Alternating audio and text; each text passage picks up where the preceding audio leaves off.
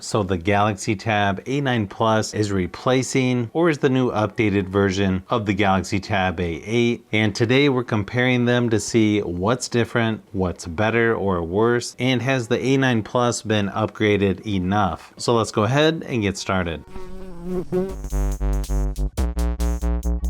Normal price for the Tab A8 starts around $230, but you can get it as low as $150 right now with holiday sales. The Tab A9 Plus starts at about $100 more, but it's still not available everywhere yet, so that's probably gonna vary depending on where you're located. Nice thing is you get better storage and RAM or memory options with the base model. It's got 64 gigabytes of storage, 4 gigabytes of RAM. There's also a 128 gigabyte version with 8 gigabytes of RAM. With the Tab A8, it starts at only 32 gigabytes of storage with 2 gigabytes of RAM for the base model. The version I have has got 3 gigabytes of RAM, but there's also a 64 and 128 with 4 gigabytes of RAM. The screen is also now larger at 11 inches versus 10.5 inches. They're both a TFT LCD display, but the Tab A9 goes up to 90 Hz refresh rate versus only 60 for the Tab A8. It may depend on which version you have, but the Tab A8 is only Widevine L3 and has SD playback resolution for apps like Netflix versus Widevine L1 on the Tab A9 Plus, which means you can watch things with at least full HD playback resolution. Then when you put them next to each other, it's not a huge difference, but you will notice the newer A9 Plus is a tad brighter with a little better viewing angles. I feel like they could have went one step further and used an IPS LCD display, but I'm guessing they wanted to make it a bigger jump when you go from this to the S9 FE series. So if you want the tablet with a little better display quality, you'll want to go with the Tab A9 Plus.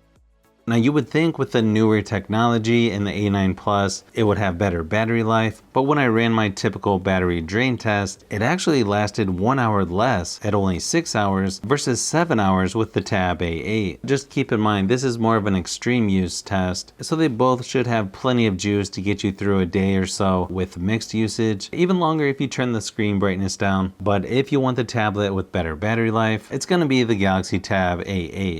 Software-wise, both tablets are currently on Android 13, One UI 5.1.1, so they're going to be almost identical with only a few slight differences, like how now they're calling it Samsung News instead of Samsung Free left of the home screen, but you've got the same edge panel over on the side. Notification shade with shortcuts looks pretty much the same. You're going to be able to do a lot of the same stuff regardless of which one you go with, but the A9 Plus is going to feel a little more smoother just moving around the software. You also have Samsung DeX on the Tab A9 Plus, which you don't get with the Tab A8. It's definitely a nice feature to have if you want to make things feel a little more like a regular PC, and it may just be an easier way to do some multitasking. And then unfortunately, you can't use the S Pen with either tablet. You could use a capacitive or active stylus. It's not going to be as good as the S Pen, but still probably better than nothing. You also have pogo pens there on the bottom of the A9 Plus if you want to use the official keyboard case, which you don't have that on the Tab A8, and because the A9 Plus is a newer tablet, it's going to get longer software support, so another advantage there for the A9 Plus.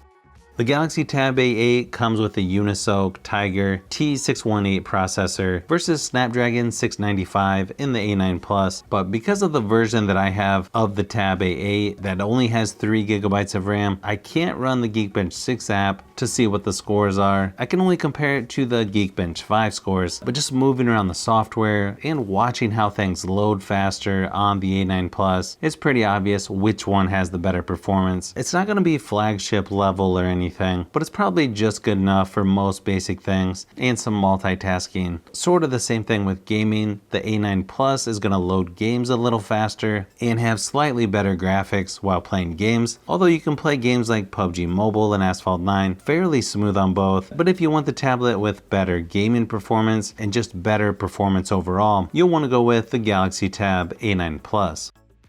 Good thing is you still have a headphone jack. Kind of weird how it's still on the corner though. And then you have 2 speakers on each side for both tablets with Dolby Atmos. And while they might not be the best quality sound, they're plenty loud enough for most things that you would need to watch or listen to. Kind of a toss up on which one sounds better. But here's a quick sample of each just to give you an idea of what they sound like.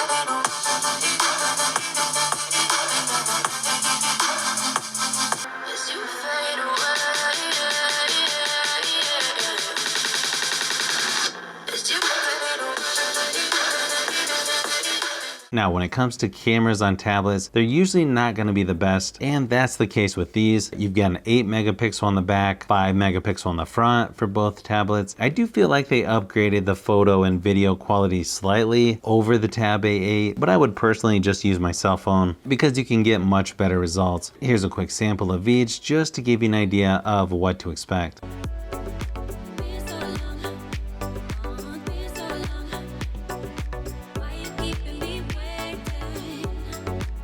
So as you can see, it's not quite as big of an upgrade as I thought it would be. At least it does have better performance and you get longer software support. I think it could be a good option if you don't already have the Tab A8, but I'm not sure if it's a big enough upgrade for those that already have the Tab A8. I know I've got some more comparisons I'm working on with the A9 Plus some other tablets as well, so keep an eye out for those upcoming videos.